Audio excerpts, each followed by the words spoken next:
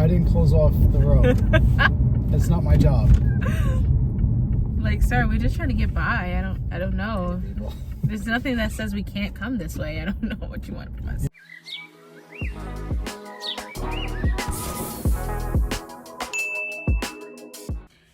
Hey guys, so I am on the last leg of my gestational diabetes test. I didn't have any food. I had some water. I stopped eating, like, the last thing I had was probably like 8 p.m. last night.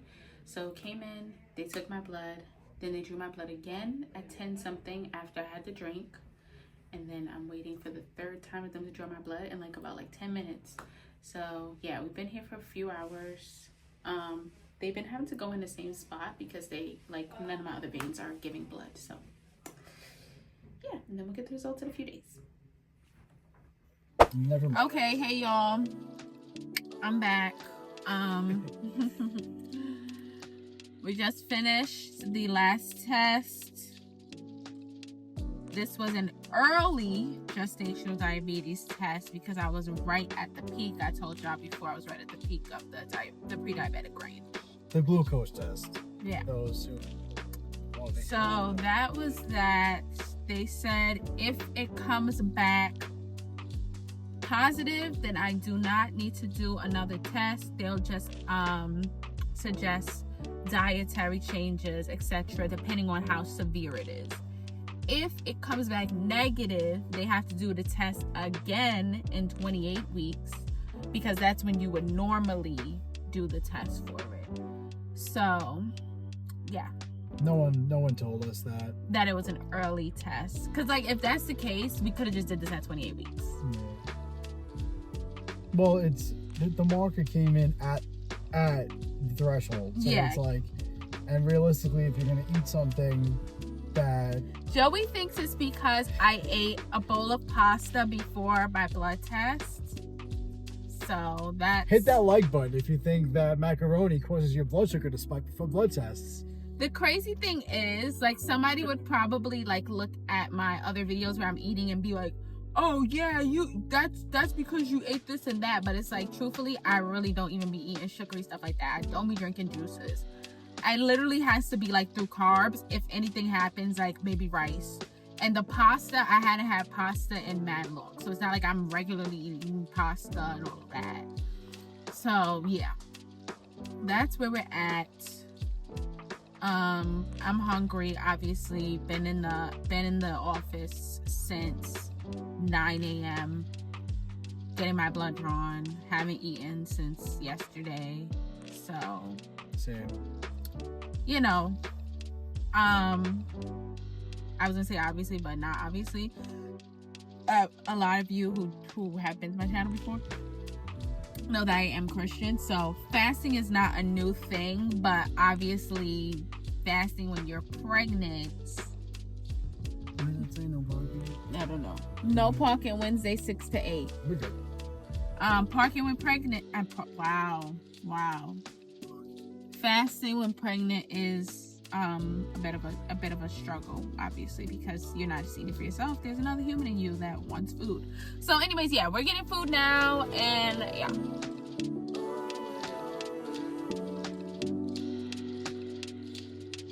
Hey guys, so let me just update you basically on what happened after the gestational diabetes test. After the test, I was extremely, oh my gosh, is my head in the way? No. Okay.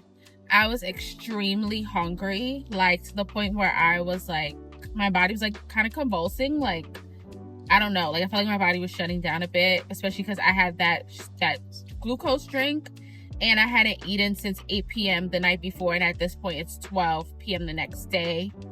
So yeah, that was a bit much. We went to like a little like bagel-y diner shop, got bacon, eggs, and I got one pancake. I haven't had pancakes in a long time. Actually, I haven't had pancakes in years, but I was like, okay, I'll just get one pancake. As I was eating,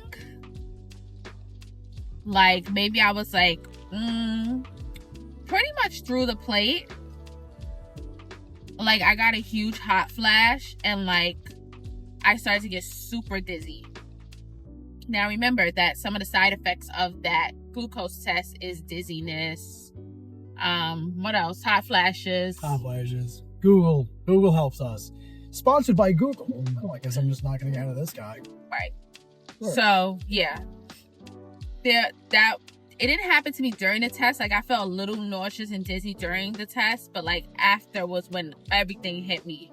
So I had to like actually leave out of the restaurant, stand outside to get like some cool air because I felt like I was about to pass out. I was like, oh my gosh, this is too much. So yeah, that was that. Then Joey dropped me back home and I honestly was just like drained. I was just so drained. I just like laid down. Like I wasn't like sleepy. It's just like my body's just like so tired. So I pretty much just laid down for some hours after that. And then we just came from Kava. This is my leftovers right here. Both our first time having Kava. It was pretty good for me. I'd probably say what I got was like 9 out of 10, 8.5 out of 10. Joey got a pita wrap, but the steak that he got, it wasn't that good. I got the steak and feta. Yeah. And I did not get the fancy feta that comes with it. So I just got regular feta. But I'm peculiar, whatever the word is for steak. Yeah. I'm a big steak guy. Right? I like steak. I like it cooked a certain way. I don't know what I was going there expecting. It was chewy. Steak. It was like when it's like a little overcooked. Like they're not gonna make it a medium, I think he could have got the lamb because the lamb looked like really like juicy and like it looked like it would have been tasty. I got a grain bowl with brown rice.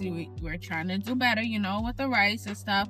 So I got brown rice. I got the feta sauce. Because I'm not really a huge fan of feta, so I got like a scoop of the feta sauce. And then I got the honey chicken, the harissa honey chicken, and I also got a grilled chicken like half and half. I got fire roasted corn. I got tomatoes and cucumber. And we got the pita chips. The pita chips, 10 out of 10.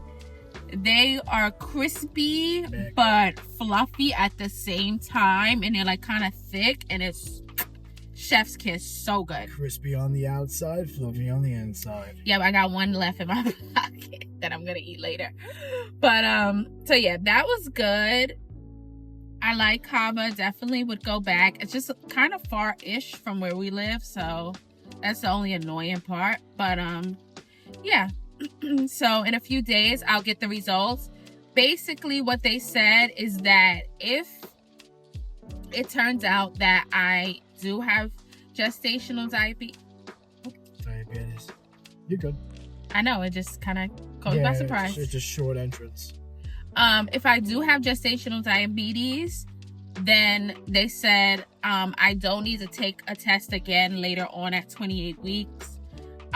Basically they would just like refer me either to a dietitian or suggest dietary lifestyle changes depending on how severe the gestational diabetes is. I really don't think it's that severe, especially because if I do have it, especially because I was like right at the like beginning point for a pre-diabetic range. So that's that. And then if I don't have it, I would have to take the test again in 28 weeks just to check again. This test is really hard on the body. Like, I'm not even gonna lie. Like, even though like we just ate or whatever, I feel a lot better now. I still feel like very like drained and like my head just doesn't really feel right. So yeah, not looking forward to that if that is the case, having to do it again. But I do it for my baby. But I pretty much drank the drink like, I don't know, I would say in less than a minute. Like I just kind of just gulped the whole thing down because I was like, I you know what I mean? Like the faster I do this, the faster we can get done with this test, the faster we can leave. That's she wanted some. Ew. I don't know. You just want to taste it. Yeah. Yeah, so I'm sick. so yeah. Yeah, I got full off the whoa. I got full of the kava, so I don't really have that much left, but I'm probably going to eat it when I get home, and that's that. See you guys.